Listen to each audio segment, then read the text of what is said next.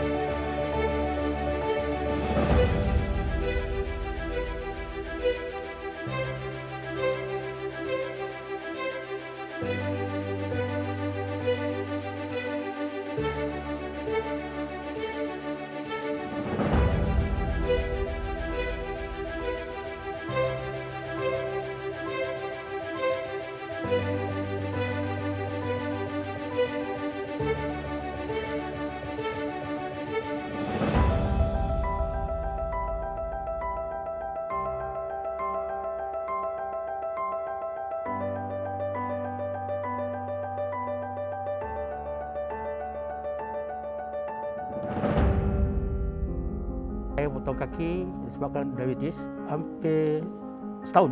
Saya tak ada satu kursus yang tertentu. Cara mengendalikan kursi roda ni. Ada masa saya nak jatuh pun ada. Jadi saya belajar imbang badan apa semua kan. Untuk naik kereta, untuk masuk bilik air. Kad OKU itu saya dah ada. Sebenarnya saya banyak dibantu oleh orang rumah. Klinik pun saya parking kereta kat side. Orang rumah saya turunkan. Parking OKU tak ada. Jadi saya ada masa kereta dah penuh, saya parking jauh lah. Pergi kawasan dekat satu khas untuk parking OKU. Jadi dia nak tolak dekat lah. Saya dilahirkan dengan penyakit jarang-jarang jumpa, rare disease. Nama penuhnya ialah mucopolysaccharidosis. Mucopolysaccharidosis ni terdapat banyak kategori. Jadi ada yang effect dia fizikal, ada yang mental, ada yang fizikal dan mental. Tidak ada enzim dalam badan kita. Saya di kategori 4A. Namanya Mokyo Syndrome. Badan kita ni seperti recycling center. Enzim kita ni fungsinya ialah membuang toksin dalam badan kita. Tapi saya tak ada enzim ini dalam badan saya. Disebabkan keadaan fizikal saya tidak begitu suka untuk memanjat tangga. Dan disebabkan pergelangan tangan saya yang lemah ni, saya diberi lebih masa bila membuat ujian. Pengangkutan awam, bas. Ya, dia ada RAM untuk golongan yang memakai kerusi roda. Tapi RAM itu jarang berfungsi. Macam kat bangunan, memang ada ramp tapi terlalu tinggi, nisbahnya terlalu tinggi, too steep. Golongan OKU yang memakai kerusi roda jatuhlah. Sebab saya pendek, memang kat lift tu ada butang-butang untuk yang rendah sikit kan. Tapi yang rendah sikit tu terlalu tinggi untuk saya. Sebab office saya kat tingkat 6. Jadi saya sekarang guna selfie stick untuk panjangkan dan tekan. Orang ingat saya selfie queen. Bukan, ini sebenarnya untuk lift. Macam tu. Anak saya mengalami autism atau kita lebih kenali sebagai ASD lah, dan juga hyperaktif, kategori mild lah. Anak saya mula bersekolah di sekolah ni, Growing Sports ni, sejak berusia 3 tahun dan sekarang dia dah 7 tahun. Kanak-kanak autism ni yang mengalami gangguan untuk kadang tangan dia orang tak kuat untuk menulis. Melalui occupational therapy ni mereka dilatih untuk menulis seperti kanak-kanak biasa. Sebenarnya anak saya ni lahir sebagai anak yang normal. Tetapi bila dia menginjak ke usia 1.5 tahun, dia mula diam. So saya rasa macam ada something wrong. Mula sebagai ibu bapa kita memang tak boleh nak terima. Tapi saya tak putus asa. Doktor cakap kita teruskan dengan speech therapy dulu lah. Dan pada masa yang sama kita mulakan dengan occupational therapy inilah. Malah sehingga hari ini ada ahli keluarga yang tak boleh terima dia. Maksudnya diorang tak boleh terima yang kanak-kanak ni memang dia tak boleh cakap. Dia tak boleh cakap macam budak biasa. Sorry. Okay.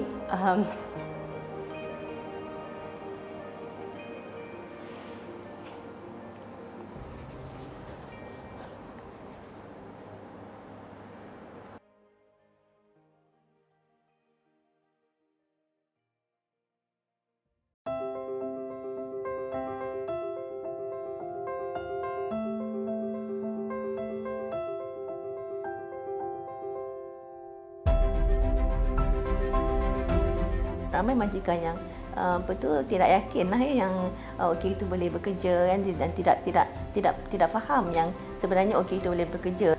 Stigma tu masih banyak stigma tu masih menebal. Kita dapati OKU daripada yang lepasan sekolah menengah, vocational dan juga universiti. Lepasan universiti yang paling susah mendapat pekerjaan. Sudah semestinya mereka boleh bekerja, of course on condition, dengan syarat persekitaran pekerjaan itu membantu dan menyokong keperluan mereka, spesifik keperluan dari segi mengikut ketidakupayaan masing-masing kan. Mungkin yang autism kan berlainan spektrum yang fizikal juga berlainan. Majikan juga kadang-kadang tidak ramai yang tidak tahu tentang kemudahan-kemudahan yang mereka boleh dapati dari kerajaan, sebab mereka boleh dapat double tax deduction jika mereka menggaji OKU. Perlu diberi peluang dari segi pendidikan, dari segi latihan vocational ataupun latihan lain supaya mereka dapat meningkatkan kemahiran mereka dan lebih marketable, mampu bersaing dan juga mampu menjadi produktif seperti mana pekerja-pekerja bukan OKU yang lain.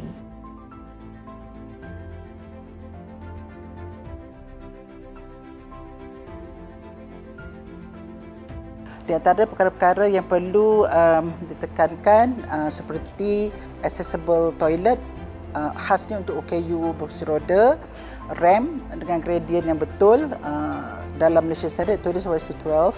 Kalau dapat landai lebih baik. Accessible parking mestilah lokasi dia berdekatan dengan main entrance. Untuk orang pekat lebih pada digital information, umpamanya lift tertulis digital atau information. Untuk orang buta, guiding block, warning block, talking lift, dan sebagainya. Dan untuk learning disability, umpamanya autism ataupun slow learners, mereka memerlukan signages yang lebih besar lah. Saya memang praktis arkitek dan saya ada firma saya sendiri. Ini penting, umpamanya untuk lift kan, kita kena maklum pada mechanical engineer berapa lama lift tu terbuka, berapa lama tutup. Kalau tutup cepat sangat, wheelchair tak sempat masuk. Hukum wajib untuk kita memastikan requirement tersebut diikutlah. Malaysia kita ada Disable Act, Akta OKU 2008. Kalau di Eropah dan negara lain tu dia ada distribution acta tu mesti diikuti, kalau tak diikuti kena denda. Dekat Malaysia tu bahagian denda tu belum lagi. Sebenarnya reka bentuk sejagat itu penting sangat. Cuma orang mengambil mudah. Sebenarnya kekurangan bukan daripada kami tetapi keadaan di sekeliling kami. Jadi prasarana itu penting. Arkitek yang membina bangunan itu ataupun membuat lukisan lakaran, mereka mesti memberi nasihat kepada pemilik bangunan itu supaya memastikan segalanya adalah mesra OKU.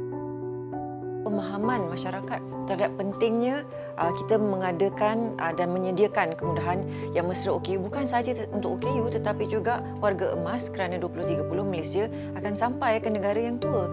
Jadi kita mesti lakukan segalanya dengan cepat dan bukan sahaja di kota tetapi di kawasan pedalaman.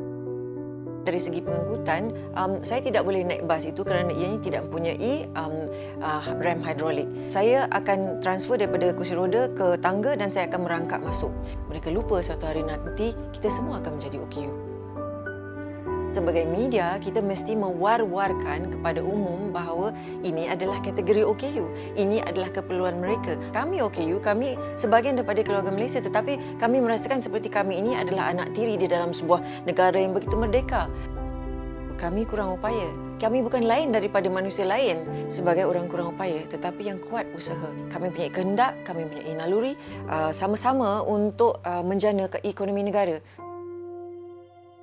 Banyak yang telah disediakan, dirancang dan ditambah baik untuk kemudahan warga OKU menjalani kehidupan mereka dengan lebih selesa, selamat dan sempurna. Apa yang pasti, ia masih boleh ditambah baik dari masa ke semasa. Warga Malaysia sendiri boleh menyumbang kepada usaha yang mulia ini. Bantu mereka yang memerlukan bantuan kita yang lebih berupaya ini. Sama-sama kita wujudkan kehidupan yang lebih selesa dan selamat buat rakan-rakan kita yang dilahirkan maupun yang berubah kepada status OKU, orang kurang upaya. Pandanglah kami sebagai salah seorang daripada keluarga Malaysia tanpa diskriminasi dan tanpa stigma. Kami adalah OKU, orang kurang upaya, kuat usaha dan kami adalah anda. OKU memerlukan sokongan daripada semua pihak untuk mereka sama-sama menikmati kehidupan seperti mana orang lain. Be appreciative of what you have and never give up.